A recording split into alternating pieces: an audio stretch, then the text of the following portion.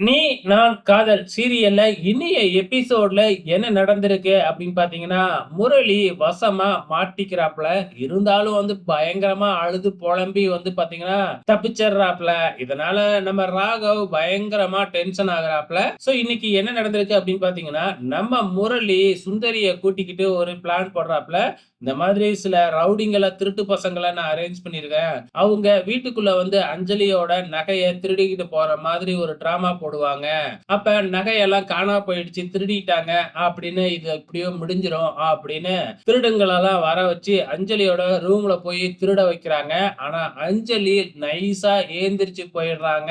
அவங்களுக்கே தெரியாம நைஸா ஏந்திரிச்சு போயிட்டு எல்லாத்துக்கும் ஃபோன் பண்ணி வர வச்சு திருடனை கையும் களவுமா பிடிச்சு சாத்து சாத்துன்னு சாத்திட்டு போலீஸ வர வைக்கலாம் அப்படிங்கும்போது, இல்லம்மா இந்த வீட்ல இருக்கிறவங்க சொல்லிதாம்மா நான் திருடுனேன் அப்படின்னு 2 பேரும் சொல்றாங்க. சோ யாரு அப்படின்னு கேட்கும் பொழுது எல்லாருமே சுந்தரிய தான் ஃபர்ஸ்ட் சந்தேகப்படுறாங்க. அந்த அம்மா இல்ல இவரு தான் அப்படின்னு கரெக்ட்டா அந்த திருடங்களும் முரளிய போட்டு குடுத்துறானுவ.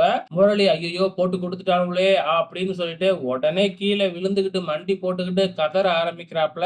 நான் எதுக்காக இப்படி பண்ணுனேன் அப்படின்னா, நான் ஆபீஸ் வைக்கிறதுக்காக பணம் கேட்டிருந்தேன். நீனும் தர முடியாதுன்ட்ட. எனக்கு வேற வழியே தெரியல.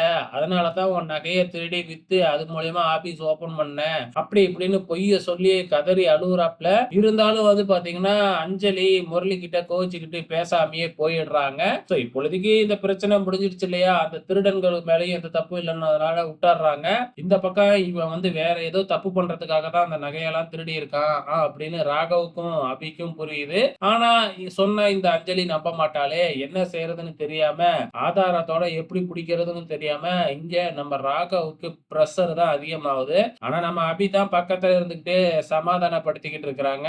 சோ இந்த பக்கம் முரளி அஞ்சலிய எப்படியாச்சும் சமாதானப்படுத்தணும் அப்படின்னு முயற்சி பண்றாப்ல. ஆனா அஞ்சலி இன்னும் கோவத்திலேயே தான் இருக்கிறாங்க. சோ என்ன நடக்க போகுது அப்படிங்கிறத பொறுத்திருந்து பார்க்கலாம்.